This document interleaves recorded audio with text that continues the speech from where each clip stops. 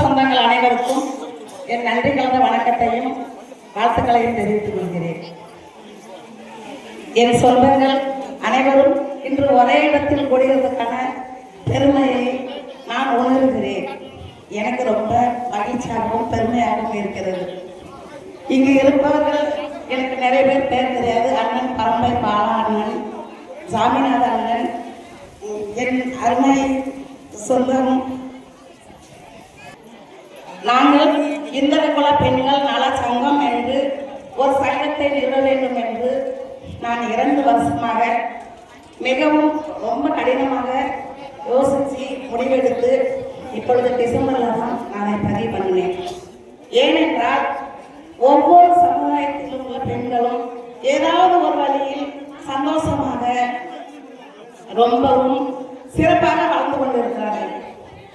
என் சொந்தங்கள் அனைவரும் பெண்களாகிய நாம் அனைவருமே எவ்வளவு படித்திருந்தாலும் கிராமத்தை விட்டு வெளியிலே போறதுக்கு ரொம்ப தயக்கமும் ரொம்ப ஏழ்மையாகவும் இருக்கிறோம் என்று நான் நினைக்கிறேன். ஏனென்றால் நம்மளை காலகாலமாக அடிமைப்படுத்தி விட்டார்கள் என்று நான் உணர்கிறேன்.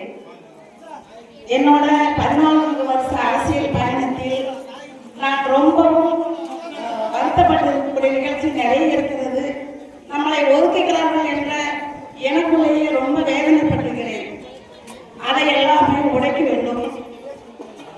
நம் சமுதாய பெண்களும் சக மனிதர்களைப் போல நல்ல ஒரு இடத்துக்கு வர வேண்டும்.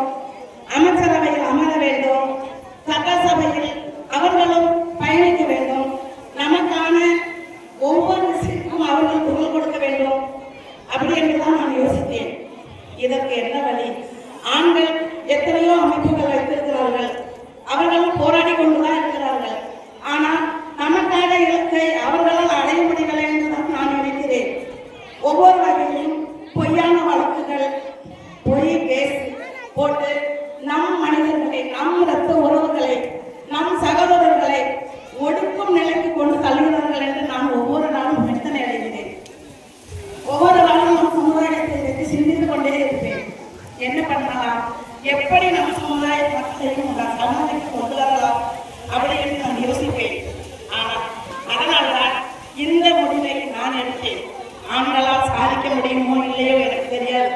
ஆனால் பெண்களாகி எங்களால் பட்டியல் வெளியேற்றமாக இருந்தாலும் சரி, மற்ற ஒவ்வொரு பிரச்சனைகள் இருந்தாலும் சரி, நம் சகோதரருக்கு ஏற்படக்கூடிய கஷ்டமாக இருந்தாலும் சரி, எங்களால் அதை மீட்டெடுக்க முடியும், பெண்களாகி எங்களால் சாதிக்க முடியும் என்ற ஒரு நம்பிக்கையில் இந்த சங்கத்தை நான் நிறுவியிருக்கிறேன்.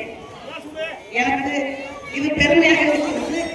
இந்த நிகழ்ச்சி மூலமாக உங்கள் அனைவரையும் ஒரே இடத்தில் சந்தித்த பெருமையும் மகிழ்ச்சியும் மறுபடியும் நான் சொல்கிறேன். எனக்கு ரொம்ப பெருமையாகவும் சந்தோஷமாக இருக்கிறது. சேர்ந்து பயணிப்போம். உங்க எல்லா விஷயத்திலும் நாங்கள் உறுதுணையாக இருப்போம் என்று உங்கள் அனைவருக்கும் நான் தெரியப்படுத்துகிறேன்.